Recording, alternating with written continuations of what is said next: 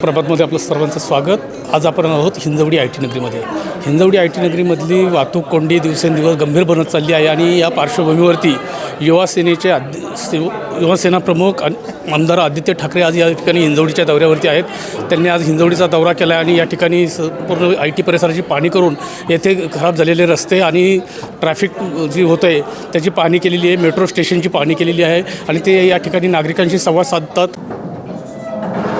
आमचे खासदार राजाभाऊ वाजे साहेबांनी पार्लमेंटमध्ये एक प्रश्न विचारला होता आणि त्याला जे उत्तर आलं, केंद्र सरकारकडून उत्तर आलं, ते म्हणजे गेल्या 5 वर्षामध्ये महाराष्ट्रातून 36,211 इंडस्ट्री एक तर बंद झाल्यात किंवा इथून निघून गेलेल्या आहेत. त्याचसोबत अजून एक बातमी आली, ती म्हणजे चाकणमधली की जवळपास 20 इंडस्ट्रीज ह्या इथून निघायच्या तयारीत आहेत, महाराष्ट्र सोडून दुसऱ्या राज्यात जाण्याच्या तयारीत आहेत. कारण ज्या बेसिक तुम्हाला इन्फ्रास्ट्रक्चरल फॅसिलिटीज लागतात त्या आपण पाहतो. परवा आपण काही लोक माझ्यासोबत होतात, काही स्थानिक पत्रकार माझ्यासोबत होते, काही स्थानिक तिकडचे लोक सोबत होते. रस्त्यांचे हाल असतील, पाण्याचे हाल असतील, वीज सतत ट्रिप होते हे देखील आपण पाहिलं आणि जे काही स्थानिकांकडून त्रास होते ते ऐकत होतो.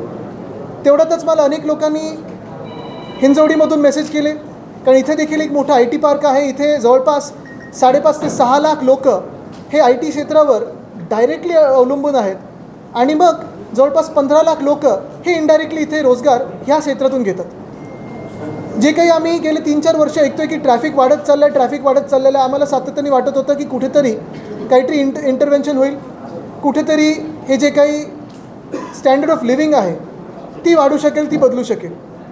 पण एकंदर आपण पाहतोय स्थानिकांकडून समजून घेतल्यानंतर, इकडच्या आय टी क्षेत्रातल्या लोकांकडून, इकडच्या हाऊसिंग सोसायटी, इकडच्या ग्रामस्थांकडून समजून घेतल्यानंतर, आणि आजचा दौरा तर आपण सोबतच होतात, अनेक ठिकाणी फुटपाथच नाही आहेत.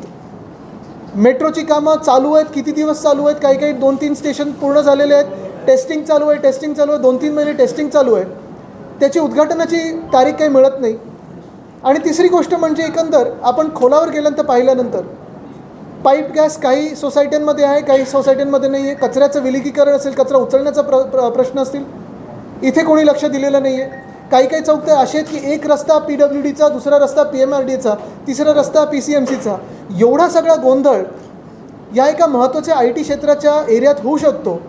आणि ह्याच क्षेत्रामध्ये फॉर्च्यून 500मधल्या काही कंपन्या येत आहेत, आलेल्या आहेत. गेल्या 3-4 वर्षात नवीन कुठच्या कंपन्या तेवढी मोठी वाढ काही झालेली नाही आहे. सध्याच्या ज्या कंपन्या आहेत ते देखील हा विचार करत आहेत की जर फेज 3 हिंजवडीतून फेज 1मध्ये जायला 1-1.5 तास लागत असेल तर मग नेमकं ह्या एरियात आपण थांबायचं तरी का, की स्थलांतरित व्हायचं, हा देखील एक प्रश्न सगळ्यांसमोर पडलेला आहे. मी ऐकलं की काही इकडच्या संघटना ज्या आहेत त्या मागच्या वर्षी देखील मुख्यमंत्री महोदयांना भेटल्या होत्या. सातत्याने डिव्हिजनल कमिशनर असतील, इतरांकडे पिटिशन करत असतात की कोणीतरी इथे लक्ष द्या. ज्या काही आपण मूलभूत इथे प्रश्न पाहतोय, ट्रॅफिकची समस्या आहेच आणि अर्थात जेवढी ट्रॅफिक पोलिसांची संख्या आहे त्यांना अधिकचं बळ देणं गरजेचं आहे, त्यांना वाढीव संख्या देणं गरजेचं आहे, जेणेकरून ते इफेक्टिव्हली ह्याच्यावर थोडा कुठेतरी आळा घालू शकतील. सिग्नल आहेत, आय टी सेक्टरमध्ये स्मार्ट सिग्नलिंग आलं पाहिजे. रस्त्याची तर आपण हाल पाहतोय, अनेक ठिकाणी खड्डे आहेत, अनेक ठिकाणी रस्ते वरती खालती आहेत, मेट्रोच्या खालचे रस्ते, मेट्रोच्या स्टेशनच्या खालचे रस्ते भयानक परिस्थितीत आहेत आणि फुटपाथ जणू काही अर्धे तुटलेले आहेत. ह्या 3-4 गोष्टींवर जरी लक्ष केंद्रित केलं सरकारने तरी मला वाटतं इथे खूप मोठा रिलीफ या स्थानिकांना मिळू शकतो, इकडच्या सगळ्या जे ह्या क्षेत्रात काम करतात त्यांना मिळू शकतो.